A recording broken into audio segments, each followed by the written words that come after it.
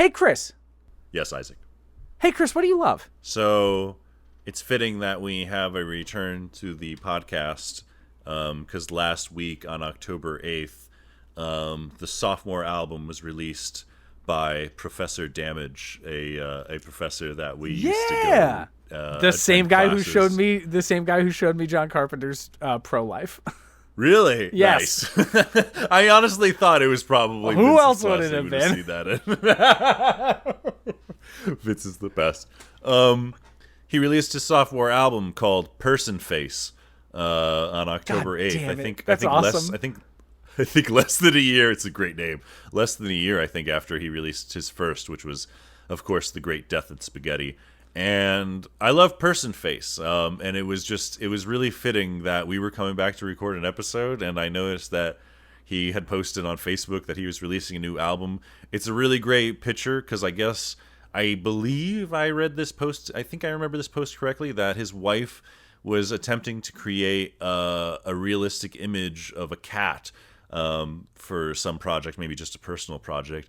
And I think she got frustrated with it as she got to the face, and the face of the cat is just kind of these really funny, like cartoony, bulging eyes, and this great like smile with this great set of teeth. And That's so funny. It's like a realistic cat up until you get to its head, and then it's just this kind of Person like silly, face. fun image that's great. And it's an amazing album. It is something that I kind of. Well, I don't know this, but I think, he's just kind of recording most of the songs on his own, so I'm assuming he's playing all the instruments. But I think he is, mostly. It's such a strong sound. Like, the mixing is so perfect and beautiful on both of them. It's such a fun cacophony and, like, combination of genres. Like, it really is That's so always dope, just fun and entertaining to listen to his music, and Person Face is no different. It is... 3 of the tracks are acoustic versions of songs from the last album, which I really appreciated because I got to kind of hear them in a different, maybe like stage of especially development. with his style of music. Doing acoustic versions of songs is always interesting. It's always interesting, yeah. And all the tracks are just man, I wish I had better words to describe it. I'm not a music critic, but I find all the songs very. Like, they all are unique in their own tone, in the story, in the sound, but it all comes together in a very, very, like, what would you say, cohesive and interesting way of kind of listening to everything. It's a It all feels great of a album. piece without all just sounding exactly the same. Yeah. That's a great way of describing it. And yeah, he's just Professor Damage as a lyricist he's so funny. Like it's so also fucking funny. really fun and funny just to kind of. I've listened to the album 3 times because I hear more words every time, and I just get more out of his satirical tone mixed with just an ability to just belt out vocals in a way that I never expect. And Professor Damage is he's one of my newest and most newest artists. Like, he is. That's killer. I love He's him. so good. I haven't heard the new one. It's so good. It's so good. It came out last week, so it's pretty new. But yeah, I would check out anyone who wants to check out Person Face. Support him on Bandcamp if you can, because I remember last time you mentioned with a friend of yours that was releasing an album. Bandcamp rules to kind of hopefully be giving the profits to the artists. Yeah, a little bit more attention. And I fucking use Spotify too. I'm not perfect, but if you are wanting to give love to artists, like Bandcamp, hell yeah. Cool. Yeah. So definitely, if you guys want to support him, checking him out on Bandcamp. He's also on iTunes and Spotify. But yeah, Professor Damage, Person Face, love it. One of my top 5 favorite albums of this year. Hell yeah, easily. that's awesome. Yeah. I remember like high school and early college when I would get so like self-conscious when I met other people who were really like independent and talented and confident artists.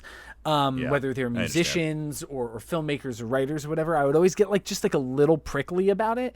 And there was clearly like from like my own like level of self-consciousness, and like I still am plenty self-critical and have moments of like doubt about myself and self-consciousness. Like that happens all the fucking time. But I've certainly been able to successfully grow into a place where like, to me, like I just feel like I'm a better artist and I'm a better person if I'm around good artists and creative people and like challenging people. And like this afternoon. Elevates. Also, like, hey, talking about being a sound guy this afternoon, like when we're done here in like 2 or 3 hours, a buddy of mine is coming over because I'm like doing the sound mix on his movie. And it's like a 75, 78-minute long movie that he made, and I'm doing the sound mix for him. And it's been a fucking blast. And I've like done all the EQing and all the balancing, and now he's coming over for us to like talk about sound design and where we want music in and shit. And so like, and it's great. I just love actually just kind of circling it all back that like the reason I am a sound guy is Professor Damage, Vince Guigenti, the guy who showed me John Carpenter's fucking Pro Life. This dude who you're talking about, his second album. Like the reason I am a sound guy is because I had him in a film concepts class freshman year. He knew I was a musician. He knew I adjacently liked punk rock music, but did not claim to know everything about punk rock music.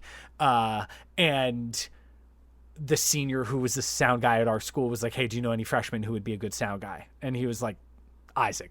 And changed my life, literally. Like the single most important thing about me going to film school, other than like the people that I met and you and stuff like that, literally was him being like, that dude should be a sound guy.